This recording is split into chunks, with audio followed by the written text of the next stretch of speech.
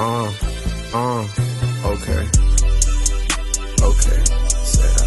Said I wake up in the morning bright and early tryna make a M. Stand on 10 before I brush my teeth, bitch, I done made a band. I been that man, my shooters keep them choppers like Afghanistan. She been a fan, yo bitch just taught me. Welcome to another episode of Strictly for Winners. I'm your host, ABoyNamedCortney, and today I am with a very special guest.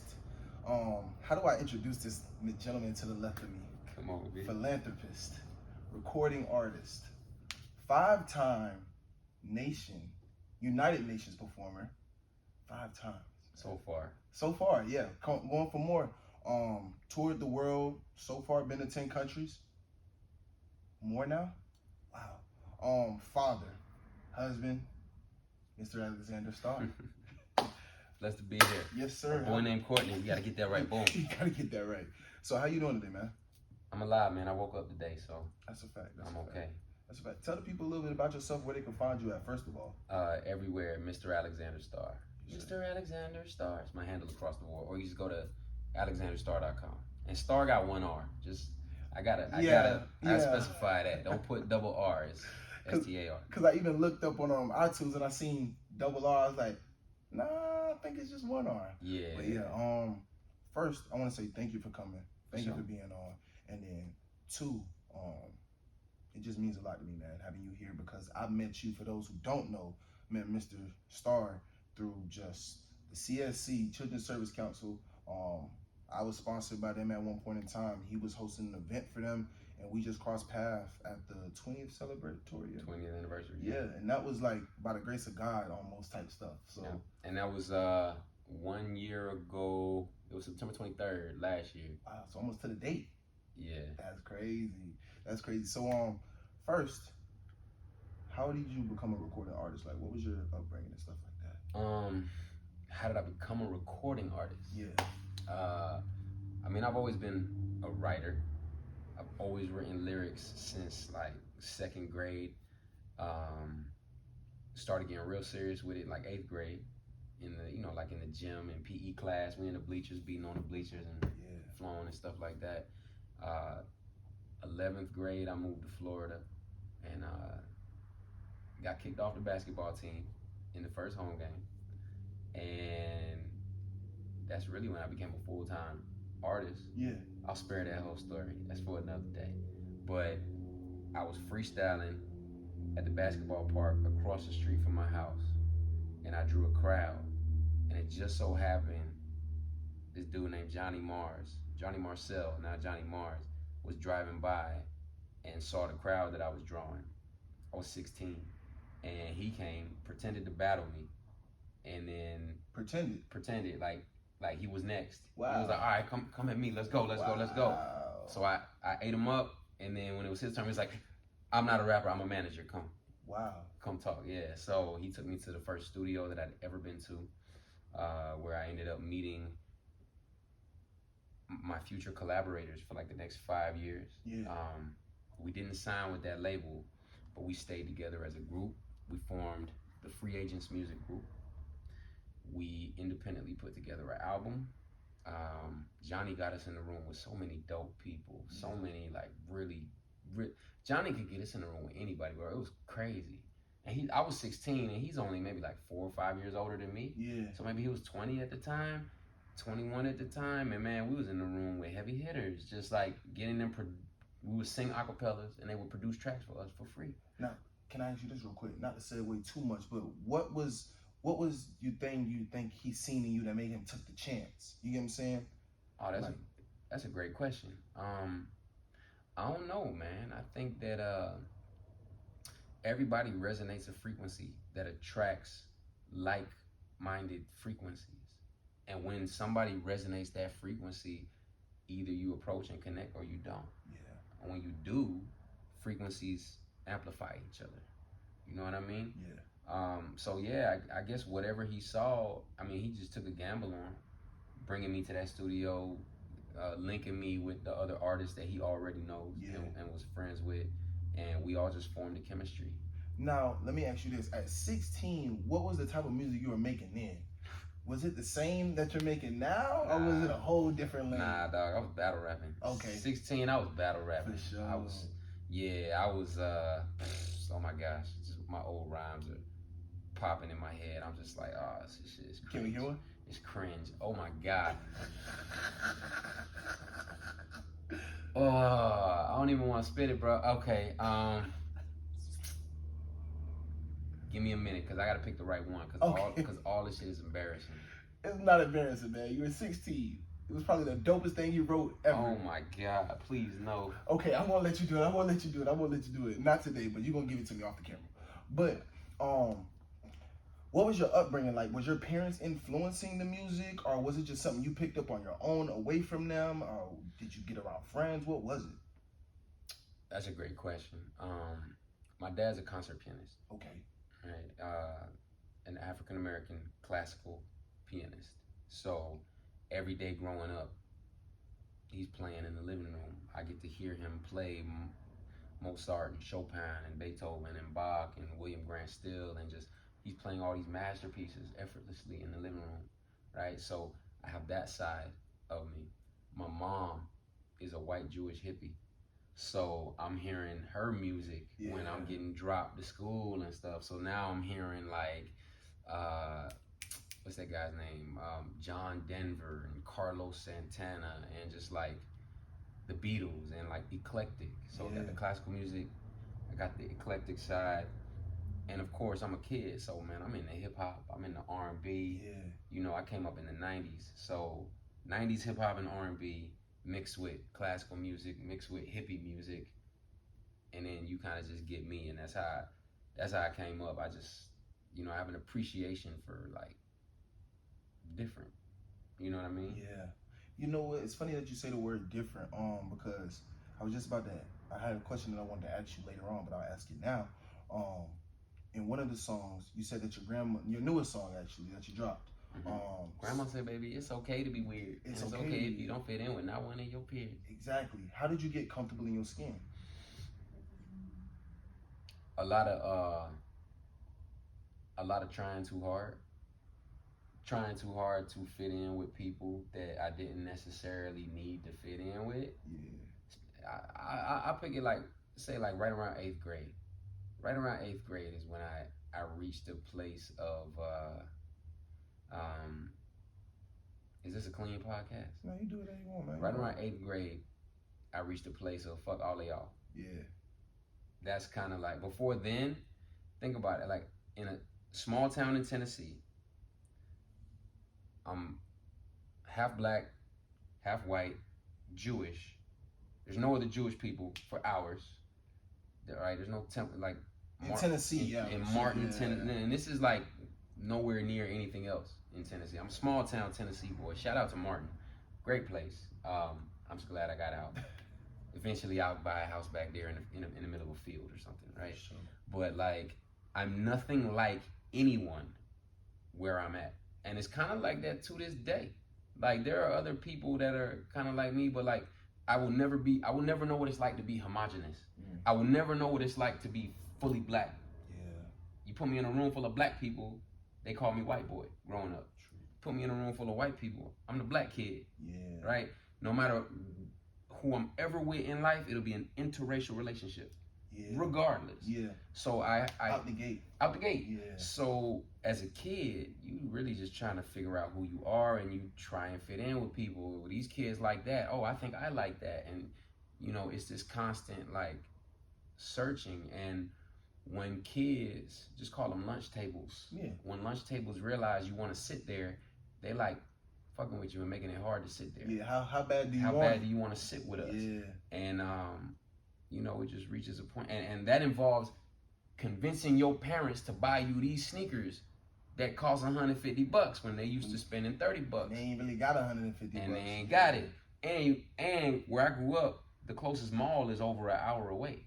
So we got to drive to Kentucky. So you a country boy, man. Yeah. You a country boy. I'm a country boy. Okay, okay, real quick. What was the culture shock like? Not to move you too far off, but what was the culture shock like going from Tennessee to then North Carolina to then South Florida?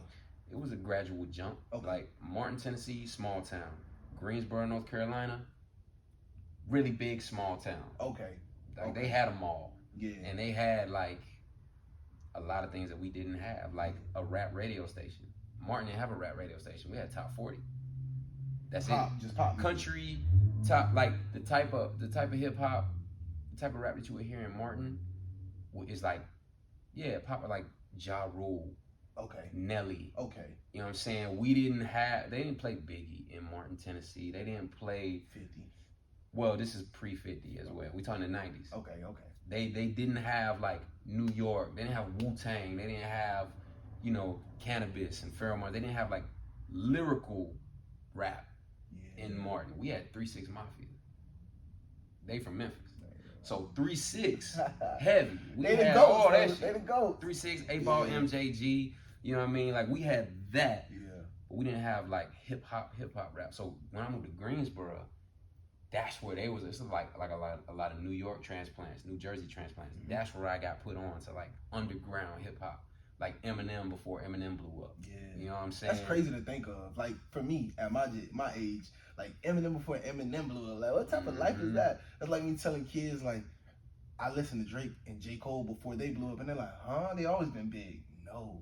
So like, let me ask you this: how did you get inspired by like your surroundings and being different, like in your music? Because like a lot of times in your music, you go back to that, but you also like you're almost like a guide for others, almost in your music, like those who are different. Because I kind of understand what it's like. You get what I'm saying? Being a black kid, but not necessarily always fitting in with the black kids. You get what I'm saying? And being with the white kids, and it's like, yeah, I don't fit here for sure, but still, you know what I'm saying? Like what made you comfortable expressing your feelings about how that was for you and your music? I mean, again, it just reaches a point where like if you don't become confident in who you are, like you're just gonna sink and drown. Because each one of us, and I hope I don't sound too artsy with this, but each one of us is born with like a special personal programming that's meant to do something specifically destined for you. And until you figure out what that is, like you're gonna be living unfulfilled. And I simply, like I know where my gifts are, I know where my weaknesses at. Like my strengths, like all my strengths, like artistry, writing, speaking, just being comfortable, connecting with people, seeing inner glow within other people. Strengths. Yeah. Excel spreadsheets. Weakness. Yeah. I'm not, if you try and make me do Excel all day, my brain is gonna pop. Yeah. And I'm gonna be like, fuck this shit. Yeah. So I've decided to just excel at what naturally comes good to me. Yeah. What naturally I'm gifted at. And that's a challenge too, because you really have to you have to bring proven value to the table. Whatever it is that you do, like you can't just be an artist and be like, I'm dope, paint me. You know what I'm saying? We should work like that. Like everybody's dope if we're talking about just like authentic art. Yeah. You gotta create something that is like, I created this and this should be valuable to you. This is why this is valuable to you.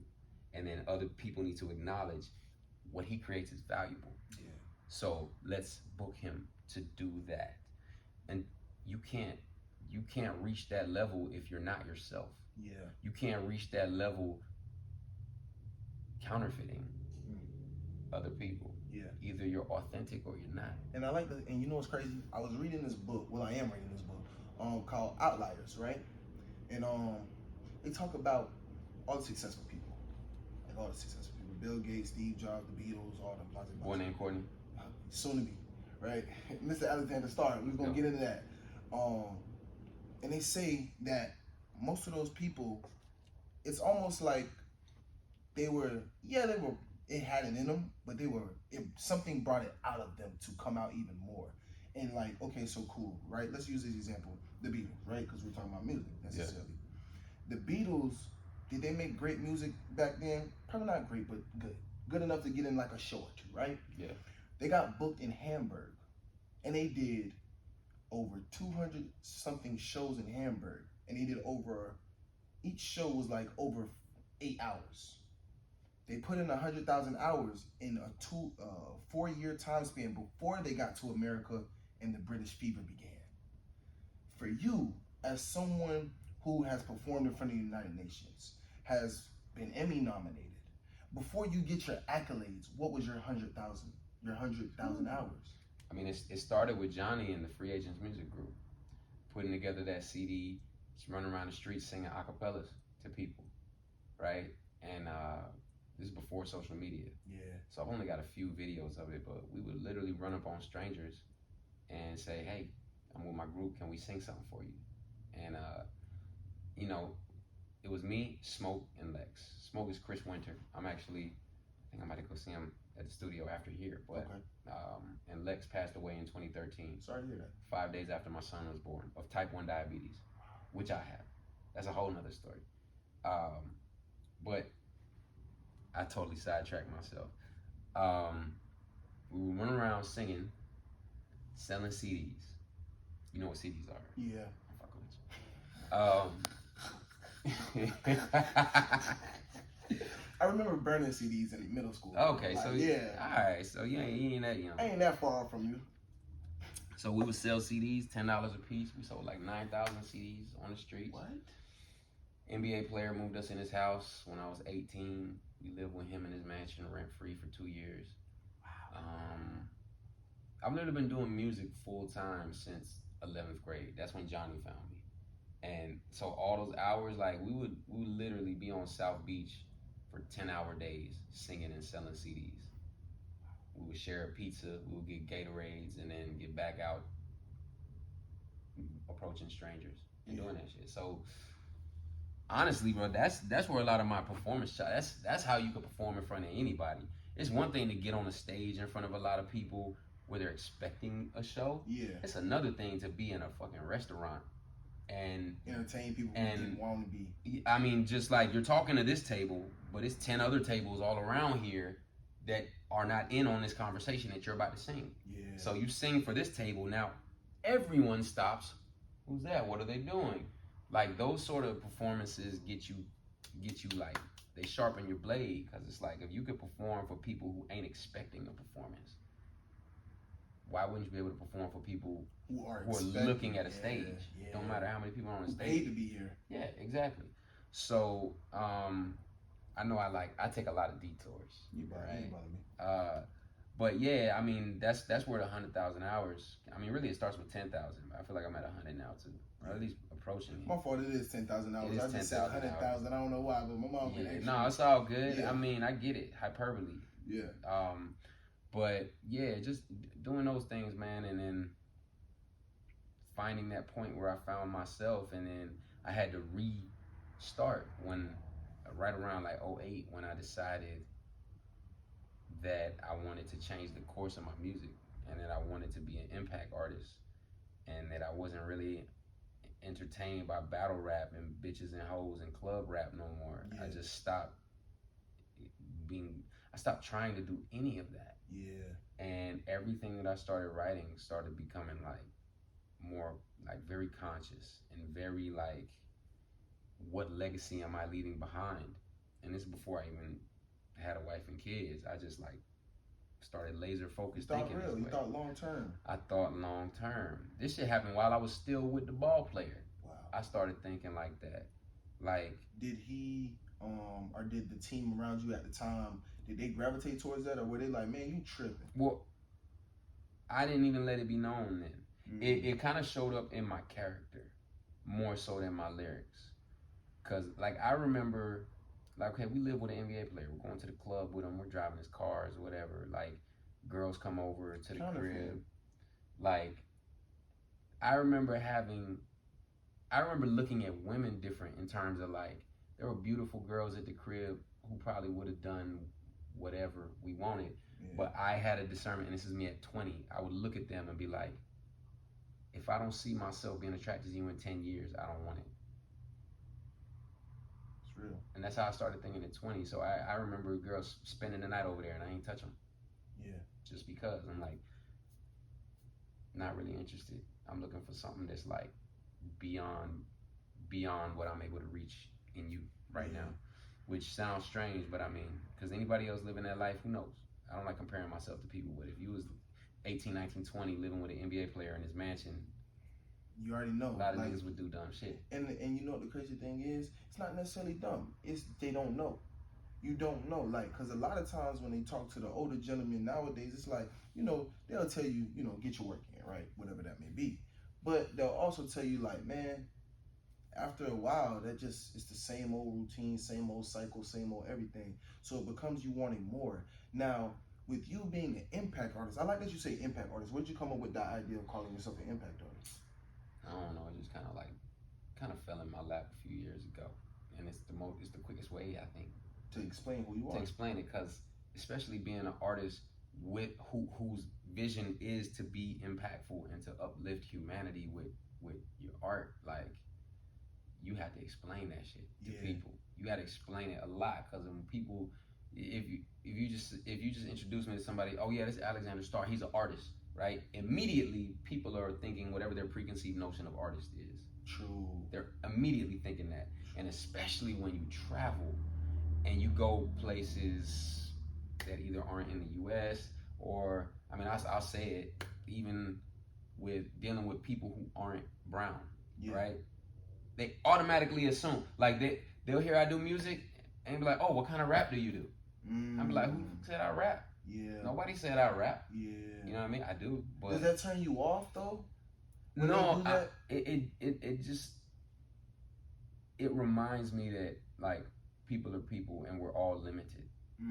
Everyone's limited to the knowledge that they've been exposed to.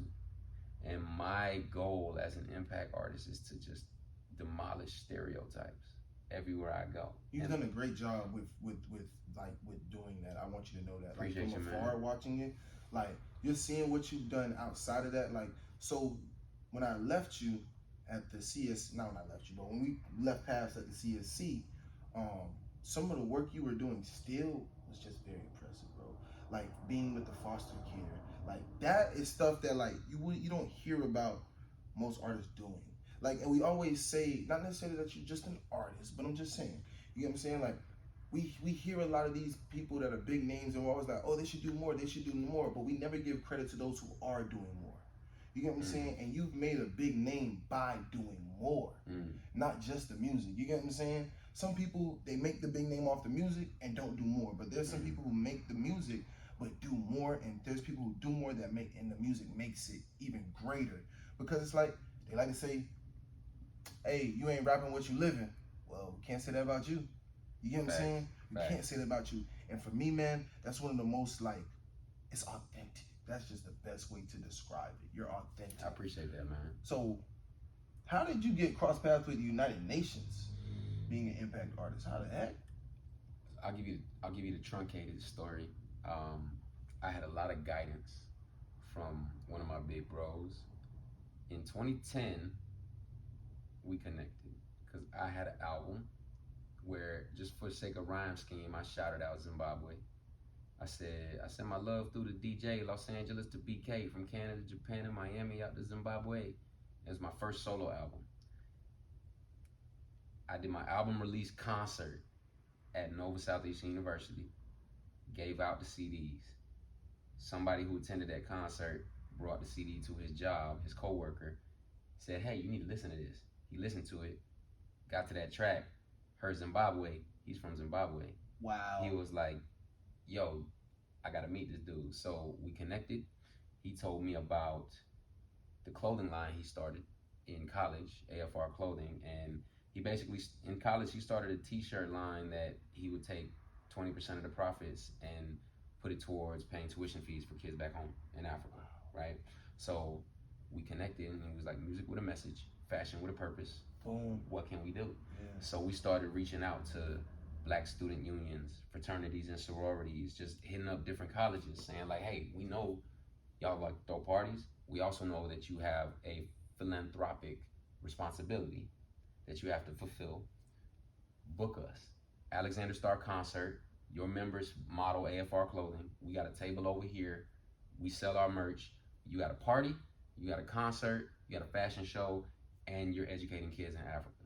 What's up? So we started doing that. I think our first college was like FAU, and then we just started branching out. And then in 2014, a world leader conference for global-minded students came to Lynn University in Boca, and it's called the Millennium Campus Conference. And basically, kids from like 50 countries, 60 countries around the world, college students will come to this conference. And this was like the 9th annual that year or something like that. And they will come to this conference and discuss how to change the world, you know, on the UN type tip. And Kuda suggested that, he was like, listen, they're coming to my school. He graduated from Lynn. So he was like, there's this conference coming to school. I need to give a speech. You need to get on stage. How are we gonna do that? So I went into my database and I remember this song that I had been working on called This Is My Era that was unfinished. I finished it, shot a little mini music video with some of the kids in foster care that I had been working with back then, and pitched it to the executive director. He brought us on opening night. Kuda gave the closing speech, and at the end of his speech, he did a call to action. Who's ready to talk to the person next to them and tell them their vision? Who's ready to make a change? Who's ready to make it their era? And I was hidden in the crowd, and I stood up with a microphone. I am. Everybody looked around like, what? And then my DJ dropped it. This is my era. No way. So then we turned the conference to a concert, shut that shit down, and this was opening night. After that, students flooded the stage, said, you know, man, you gotta come to art school. Where y'all at? Oh, we're in Harvard. Oh, you gotta come to art school. Oh, we're University of Chicago. Oh, we're in Quebec. Oh, we're da-da-da-da. So that's where the This Is My Era tour started. That same conference in 2014, it was Lynn University. 2015, it was at the United Nations. So they brought us back. 2015 was my first time going to the United Nations. That's the fact that you said my first time, like, that's crazy, man. So, and we special invited Terry Crews. Are you serious? Yeah. Wow. So, well, we brainstormed celebrities who were doing good things in the world that we could have the executive director invite, because we didn't have the clout to hit up Terry Crews. But Sam Vagard, the executive director for MCN, we told him, like, you should reach out to Terry Crews. He did. And then Terry came and gave a speech. And Terry's dope. He's really freaking dope. Let me ask you this real quick. That's a lot to take in, first of all. Because, like, it's not in a bad way, but just in, like, just the fact of it all started with one being on the street performing, and then within 6-year span, United Nations. Like, you get what I'm saying? And that's something where it's like, you put your heart into it, and you might have to change necessarily what you were talking about, but you still got to the end goal of one, doing a tour. You get what I'm saying? Like, that's crazy on its own, and this is all independent. Oh yeah. All independent. Everything independent. What's the difference between being an independent artist and signed to a label? Independent, it's all on you. Yeah. You're the artist, you're the agent, you're the manager, you're the travel agent, you're everything. Yeah. When you got a label, it's like having a bank loan behind you. Labels are financiers. Okay. They're the engine. So, and honestly, I'm not speaking from experience, because I've been independent my entire career. I've turned down some deals. I haven't signed to a label as of yet. Are you happy that you haven't signed? I am. Okay. Yeah, absolutely. What would be the reason some people sign? Like obviously the money, but well, that's the thing. Is the back end worth it? Honestly, it's different for everyone. Everyone's situation is different. Signing to a label makes sense when you already have your own momentum. When you're making money without them, it makes sense. It doesn't make sense if you're signing to a label without any traction or momentum, because they have all the leverage. You know, it's any negotiation. It's leverage. Yeah. Any negotiation. Think about it like Shark Tank. You ever watch Shark Tank? Of course. Okay. I watch Shark Tank, and I see some brilliant businesses, right? And I'm just like, yo, that's dope. they're gonna get offers, but then the sharks start picking apart. So, what were your sales 3 years ago, 2 years ago, 1 year ago? Oh, so they didn't really grow that much. Oh, okay. And what are your expenses? Okay, so your business made 2 million, but you spent 1.9. Da, da, da, da. A label will pick you apart the same way, and make,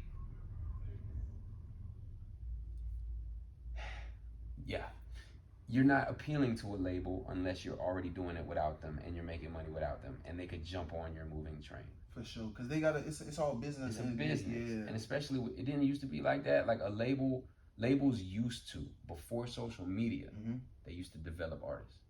Now with social media, they're looking at you like, if you didn't already develop yourself, if you're not already popping, you're not ready for us. For sure.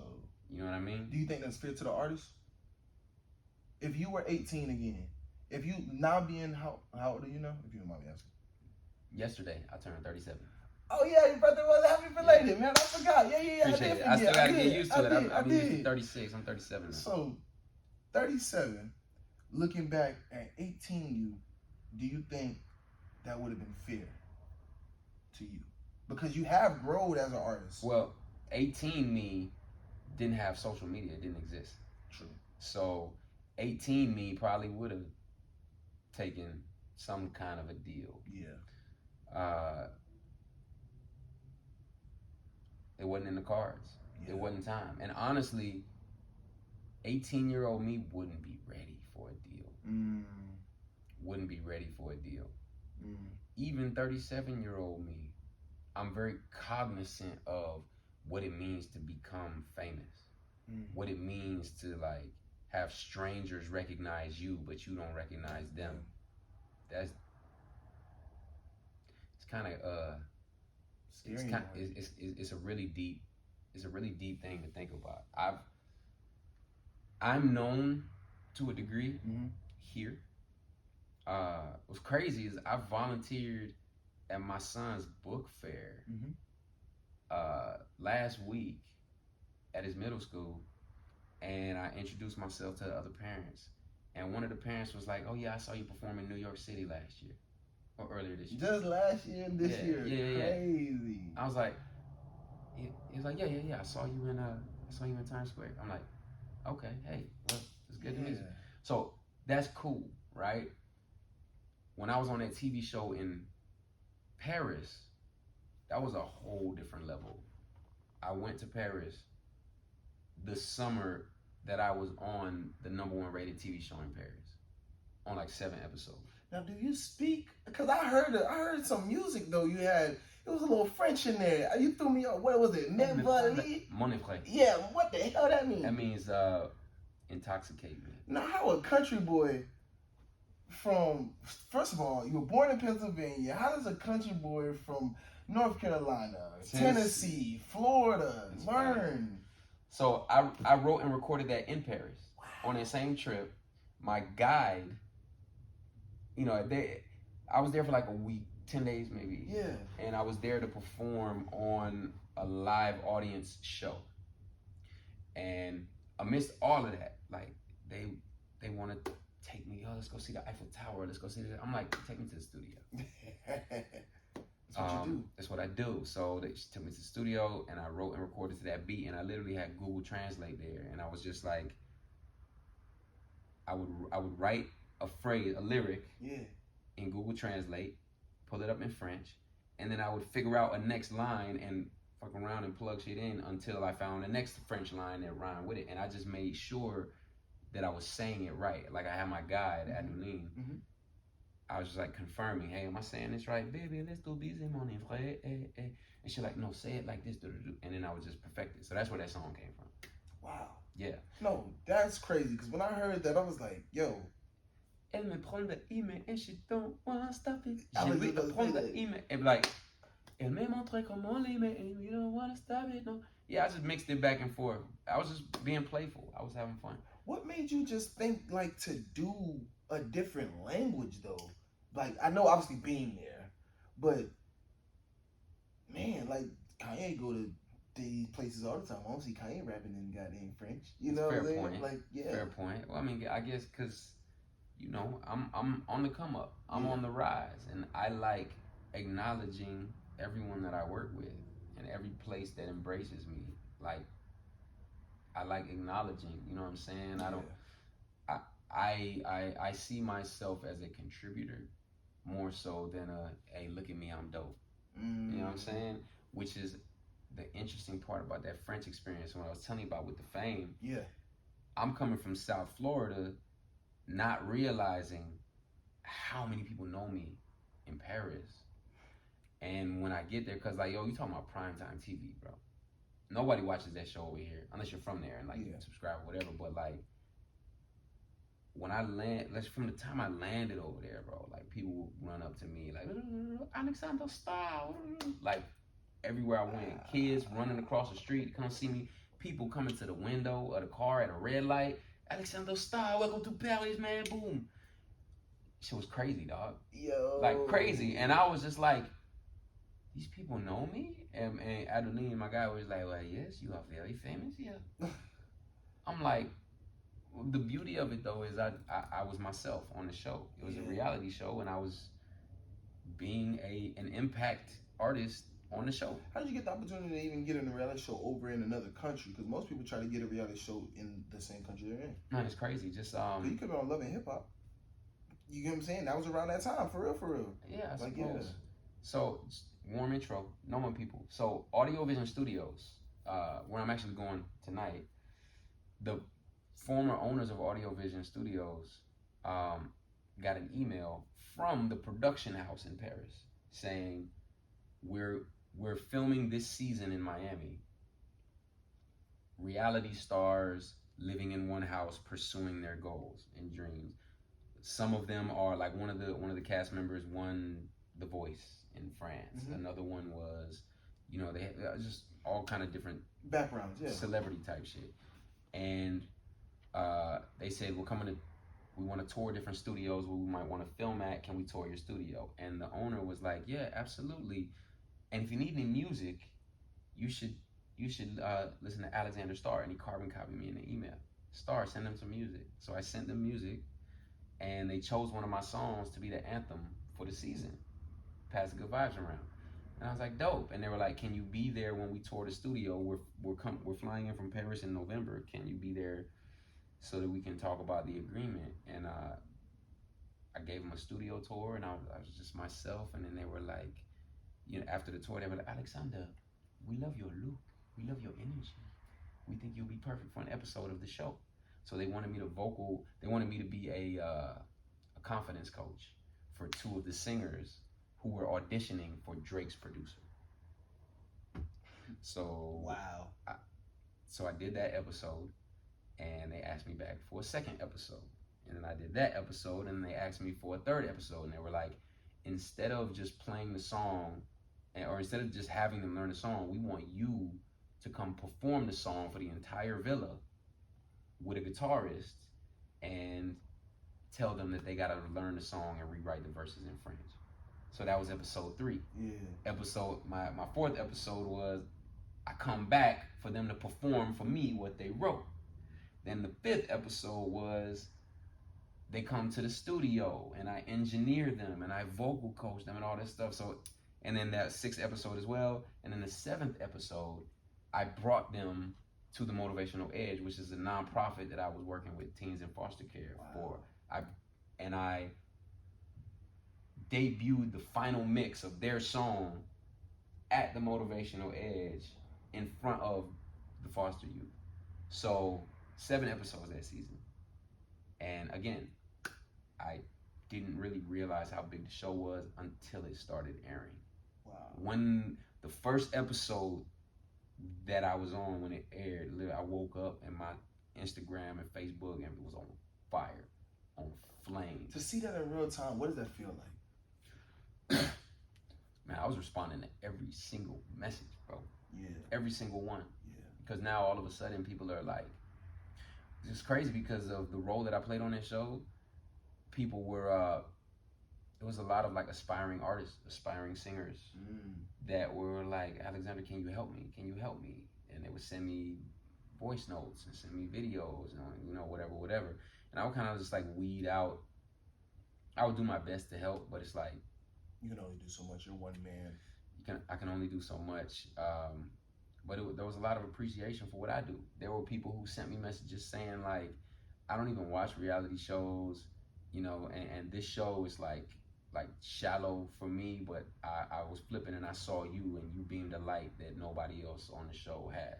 And I'm like, wow, dude, like this goes back to, again, your grandmother telling you, be different. Don't worry about being like your peers. Because if you realize when you sent them the music, okay, cool, that's one thing. They don't see you, they don't know you, they hear you, but that's cool. But when they seen you, they said, we like your look. And that you just said that when you grew up, your biggest problem was not necessarily fitting in because of your look. You know what I'm saying? And to see everything come full circle and then turn you into a star, no pun intended. You get what I'm saying? Turn you into a star. That's crazy, and that's motivational, not just for me, but for those listening, those watching. Like, and that's why I can understand now the whole point of being an impact artist.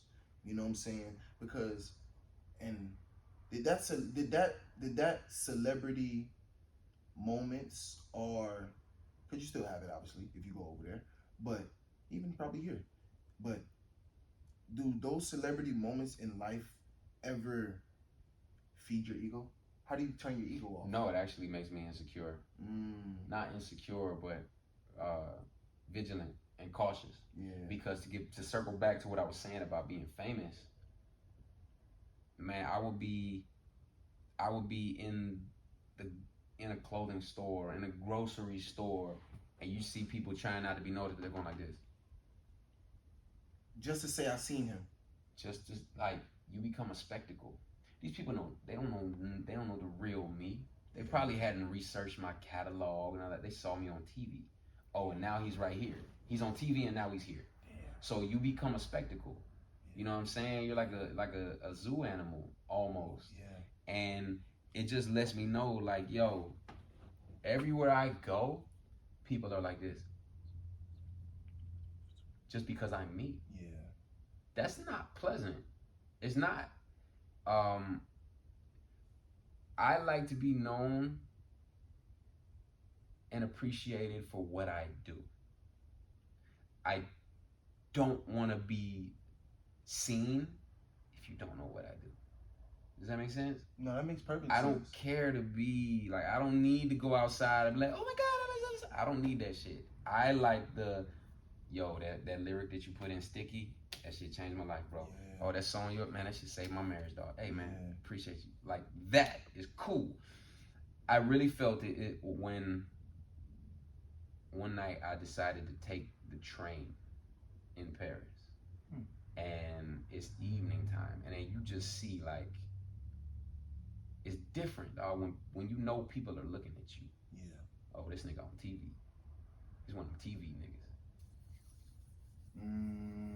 You become like a target. And that's another reason why, for me even be doing music publicly, I'm gonna be an impact artist, because I can't imagine. Well, I can't imagine. I don't want to feel what it feels like to be one of the artists who has to wear 6 diamond chains. Like, their image depends on I'm money. Yeah. I'm money. Yeah. This is me. Look at my car. Look at my bitch. Look at my da. Because now, when them strangers catch you in public, they want to see it. Oh, there's money. Even if you ain't got the chains on. Even if you ain't got it on, you represent money to them, and ostentatious money, like wasteful money. So, this nigga gonna waste money. Might as well run me that money. Do you think that's what it is? It's not necessarily just the envy sometimes. It's the fact that you waste money. That's how I interpret it. Wow. I never thought of it like that. I always thought of it like, because, I'm still young, and we see, like, my generation, we seen a lot of artists die, dog. Like, crazy amounts, right? Even y'all seen y'all artists die, right? And it's just like, I never thought of them as like, oh man, you know, they be wasting money. I'm usually like, man, them boys hating. They wish they could have got some money off of them. You get what I'm saying? And it's just crazy to think about that because like they just living a life. Anybody just living a life. They trying to make better for their family at the end of the day. Whether whatever they did in their past, they now do this. Yeah. They're trying to make better way for their family. They found a way to eat. And that's all it's ever about because even the people who do the worst of the worst, 9 times out of 10, knock on wood, they're trying to do it for some logical reason that makes sense in their head. You know what I'm saying? 9 times out of 10. 9 times out of 10, there's just some fucked up people out here. I ain't gonna lie. But it's sad almost. It's sad almost. And what's your message to a young artist out there that wants to be necessarily like the guys with the diamond chains? Because, you know, some people, that's what they like. That's just what they like. It's not necessarily trying to flex. But what is your advice to them? It's just, you guys gotta understand what it comes with. Yeah. What it comes with. Being seen as if you have lots of money changes how the world receives you. I learned it even when I was living with that ball player, driving his cars, right? I ain't had no money. I ain't had no money, but I'm pulling up in his car somewhere. Yeah. Niggas think I got money. Yeah. When people think you got money, you're treated and received differently, and things are expected of you. You're expected to have money. So when you look like you have money and you really don't have money, man, that's a really bad feeling, bro. Yeah. That's a really bad feeling. And I don't know, my mind is like moving so many different ways right now, but I think that it's great. Like, splurge however you want, right? Everybody, money simply enables you to amplify the things you like, right? So, do you really like jewelry? Or are you just doing it because you think that's what niggas with money are supposed to do? True. Do you really like, you know, all these things like just splurging, or you feel like because now you got this liquid, you gotta tell people like, yo, when I got $3 million in my checking, I don't need nobody knowing that shit. Yeah. I'm wearing slides and gym shorts. Yeah. You know what I mean? Yeah.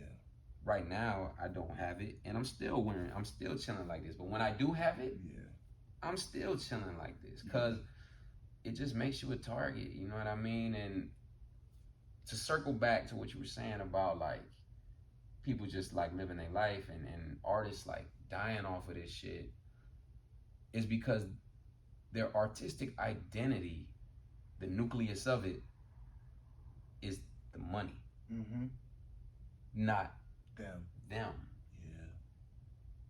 Money comes and goes, right? So if your whole career is built around this image of money, then you can come and go. And when the money goes, your identity was attached to this money, so you disintegrate. Damn. Yeah. If you have an identity that ain't got nothing to do with money, regardless, if you have lots of money, people will fuck with you because you're talking real shit about from the perspective of someone with money. Yeah. If you don't have lots of money, people will fuck with you because you're talking about real shit from a perspective of someone who ain't got money. Trying to get money. You know what I'm saying? Yeah. So like, bro, I'll be flying on private jets. I'll be driving, I want an Audi S8. Yeah. You know what I'm saying? The next generation. I'll be doing all of that shit, but my career is not gonna be reliant upon those things. Yeah. I have my career even if I don't have those. So, you make music for the love? I make music because I talk to myself all day, and the conversations get interesting, and I rhyme them. I've always just rhymed. Yeah. So I guess it's for the love. It's just kind of like nature for me. But my band makes fun of me because I always speak in metaphor, like, and they point it out when I do it, and they're right, like. Yeah. We were in we just did a show in Indianapolis last week, and I was out somewhere, like we all had our Golden People jerseys on, and I seen that, the picture. Yeah. So we looked like a crew, and I wasn't there, and someone was asking about our music, and they were like, I guess engaging them for like 2 minutes, and they're like trying to describe what I do. And then when I walked around the corner, like, oh, there he is right now, Star, come over here. Yeah. We're just trying to tell this gentleman, like, what kind of music do we make? Like, what do we do? And I was like, oh, we're kind of like broken healers. I just like, and they all was like, oh, what this nigga just say? Sir, we've never heard him say that before. Yeah. But that was profound. Like, but for me, I'm just like, the first thing that came to my head, we're broken healers. Yeah. We're all broken, but we somehow have the ability to heal people with what we do. So, like, I don't know. I that was in response to the songwriting question. Like, I just kind of think that way. Yeah. I think this way. Yeah. And people will respond. Yeah. That's what got me to even want to keep doing it. 8th grade in the bleachers, like the way that I would put thoughts together made people respond. Yeah. It saved me 9th grade when I was the new kid at Union City High School in Tennessee. There was freshman team and then the varsity team. I played basketball, Yeah. right? You were good. You got cut. You weren't good. I didn't get cut. You got jokes. I didn't get cut. I got kicked off the team for a temper issue. But 9th grade, like the varsity players, they would, they'll haze. Yeah. Right? They'll haze you. But on the away game buses, when we're riding like 2 hours to another school in Tennessee or whatever, they will be freestyling on the bus, and I would jump in and I would freestyle, and that got me protection. They were like, nah, don't mess with him. He raw. Don't mess with him. He cold. That got you your credit. Got me my credit. So like, just my way of thinking and speaking and saying weird shit that makes sense, like Broken Healer, It's benefited. It's benefited me. It got me A's throughout school. You know what I'm saying? Writing probably immaculate. The writing, the essays, the reports. If I had a PowerPoint to give to the class, I would rhyme the PowerPoint. No way. If I had a book report, I would rhyme the book report. Wow. Even like, you can make the teacher smile. A+. Wow. Yeah. And then she looking out for you for the rest of the class. Telling other classes about Mr. you. Star, You should have heard this report that my last class. Oh, you should have heard what he did. Yeah. Have you read The Great Gatsby? I did, but I did not. Like I'm one of those people that start a book and then finish it. I'm trying to get out the habit. I just say that because like I remember 11th grade. I was a new kid in Florida, and the whole class had to read The Great Gatsby. Mm-hmm. The whole class was assigned an individual book, everyone a different book to do a book report on. Just so happened that mine was The Great Gatsby, and that just so happened to be required reading for the whole class. So I knew the whole class knew my book. So for my presentation, I rhymed the entire storyline to make it up of The Great Gatsby. Spice it up for them. So that every word I said, they knew the story.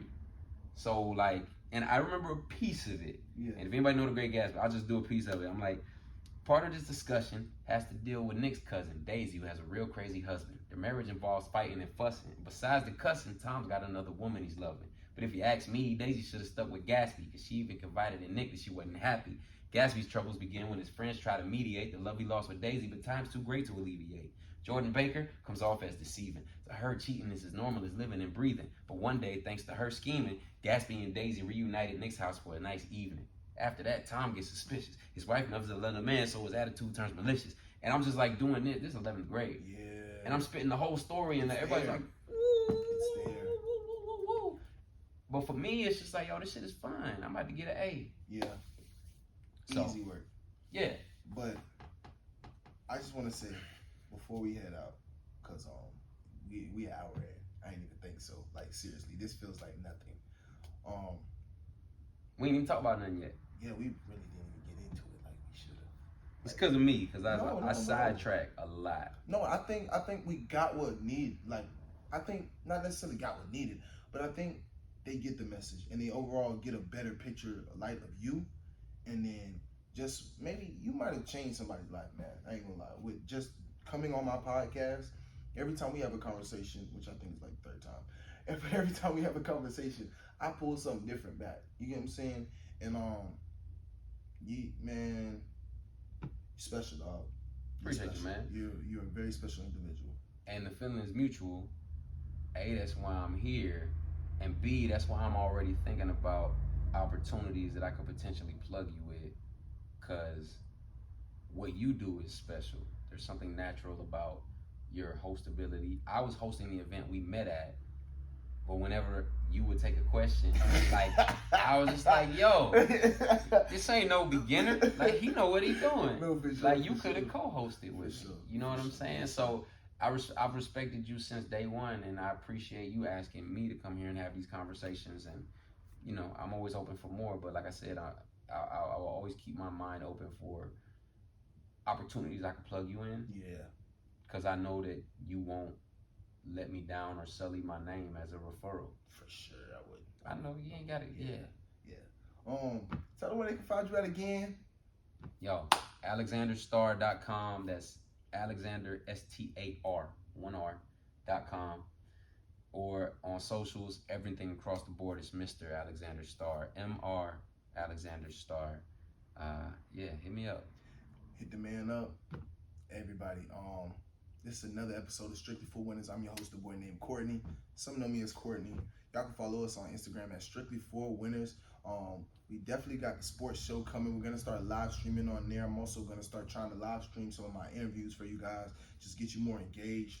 And before we get off, you watch football? Not at all. Not at all. Like 0%. Do you know anything about the Dolphins? They scored 70 points. That's your new team. I seen that all over social media. That's your new team. That's your new team. High five. Yeah, I see you got the orange and green. Can I make you a Cowboys fan too? Uh, Why does everybody not like the Cowboys? That's another conversation. But Hey, I think it's not that I don't like I know nothing, bro. I could not name you 5 players. Tom Brady. Is he still playing? No. But you know who that is. I'm not. I can name 5 players. I can't name 5 players on any given team. Oh yeah, no. Like, I'm totally not plugged in, bro. Like, I work. I spend time with my family, and I work. But I work out. That's a plug. Yeah, I see that. That's a plug way though. It's a segue. Because I have a podcast about sports, so now you can listen to the podcast about sports. There you go. Boom. So everybody, I just want to say thank you for listening again. Make sure you like and subscribe, and then follow Mr. Alexander Star on Instagram, and follow me. Yeah. Strictly for Winners feels different. It has a motto behind it. It's not just me.